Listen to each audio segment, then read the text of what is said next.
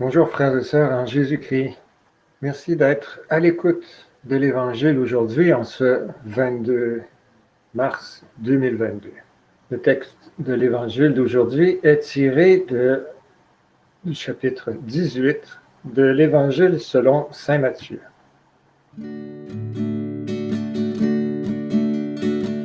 Honneur et gloire à toi, Seigneur.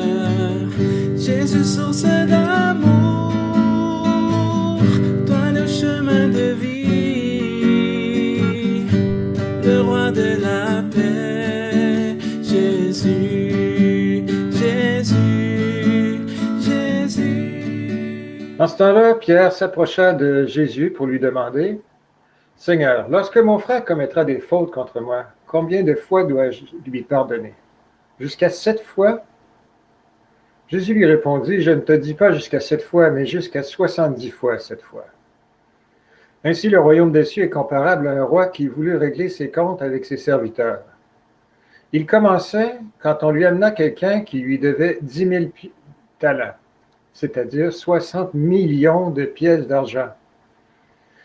Comme cet homme n'avait pas de quoi rembourser, le maître ordonna de le vendre avec sa femme, ses enfants et tous ses biens en remboursement de sa dette. Alors, tombant à ses pieds, le serviteur demeurait prosterné et disait, « Prends patience envers moi et je te rembourserai tout. » Saisi de compassion, le maître de serviteurs le laissa partir et lui remit sa dette. Mais en sortant, ce serviteur trouva un de ses compagnons qui lui devait 100 pièces d'argent.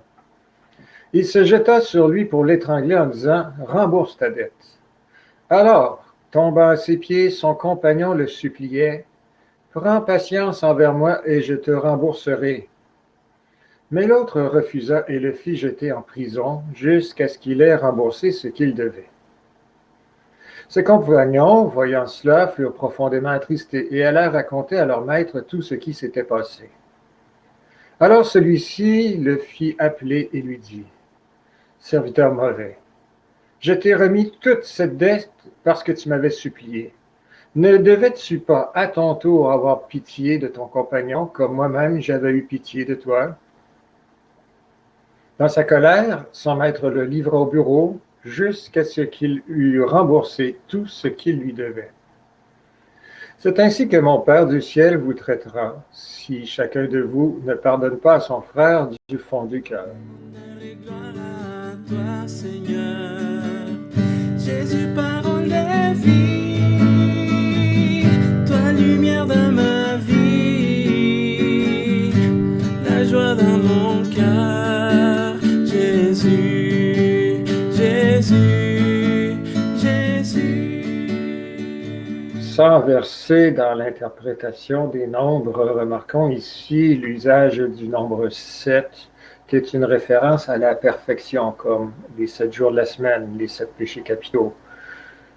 7, combien de fois dois-je pardonner? Jusqu'à 7 fois, le bon Pierre pensait être dans le mille, pensait viser juste, pensait atteindre la perfection en pardonnant 7 fois. Mais le Seigneur pousse la chose plus loin. Pas 7 fois, mais 70 fois 7 fois. C'est beaucoup. C'est beaucoup. C'est donc dire, cessez de compter et pardonnez. Quoi que vous pardonniez, ce ne sera, conformément à la suite du texte, ce ne sera toujours que des peccadilles par rapport à ce que moi, Dieu, je vous pardonne. Parce que le Seigneur ne se contente pas de donner, il pardonne. Il donne de surcroît. Il donne d'abord la vie et tout ce que nous sommes, tout ce que nous faisons, tout ce que nous faisons, tout ce qui nous entoure, tous ceux qui nous entourent. Et, dois-je le dire à nouveau, cette vie que nous menons et les épreuves que nous rencontrons ne sont que des exercices dans notre chemin de sainteté. Le Seigneur ne nous éprouve jamais plus que nous ne pouvons endurer. Et le pardon auquel nous sommes conviés, autant conviés à recevoir que conviés à donner, Le pardon auquel nous sommes conviés est celui de notre vie entière. Si nous ne savons pas recevoir le pardon de Dieu, nous ne pourrons jamais donner le petit pardon qui est demandé par nos frères et sœurs, et inversement. L'exercice qui nous est demandé de pardonner à nos frères et sœurs alors qu'ils ont péché un peu, ça nous semble bien gros, mais par rapport au refus de la vie de Dieu, par rapport à l'athéisme, par rapport à l'orgueil, c'est toujours bien peu. Dieu nous donne tout. Si c'est pas moi qui invente cette chose, comparez les valeurs qui sont inscrites dans le texte, ce n'est pas pour rien qu'elles y sont. Dans un premier cas, on parle de 60 millions de pièces d'argent comparativement à 100 pièces d'argent.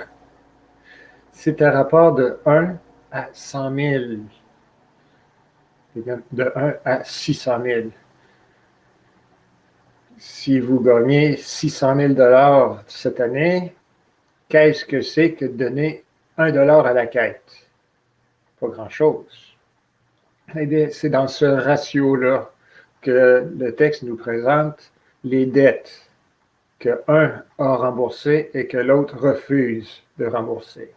Le Seigneur nous invite de la même façon à entrer dans l'exercice du pardon.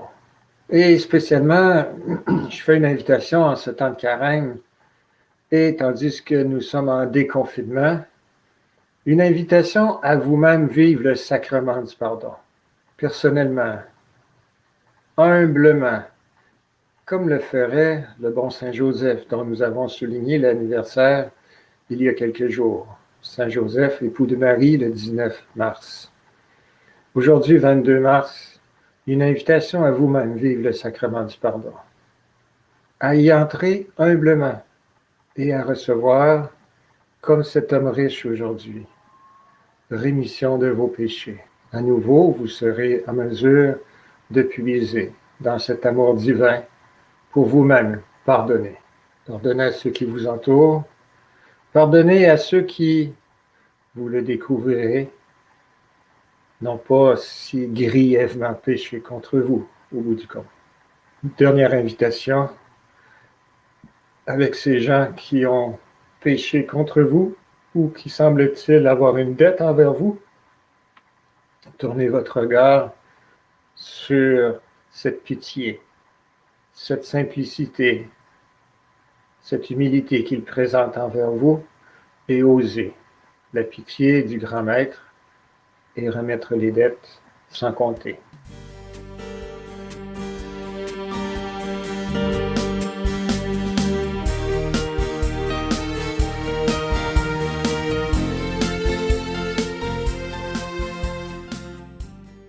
Ensemble, pour conclure, une invitation à prier pour la paix dans le monde. Oui, la guerre en Ukraine fait beaucoup parler, mais il y a des guerres ailleurs aussi qui ne sont pas moindres, qui ne sont pas moins difficiles. La force de la prière est indescriptible.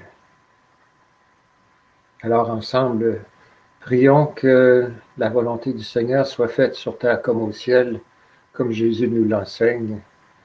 Notre Père qui es aux cieux, que ton nom soit sanctifié, que ton règne vienne, que ta volonté soit faite sur terre comme au ciel. Donne-nous aujourd'hui notre pain de ce jour, pardonne-nous nos offenses, comme nous pardonnons aussi à ceux qui nous ont offensés. Ne nous laisse pas entrer en tentation, mais délivre-nous du mal. Bonne semaine, à bientôt.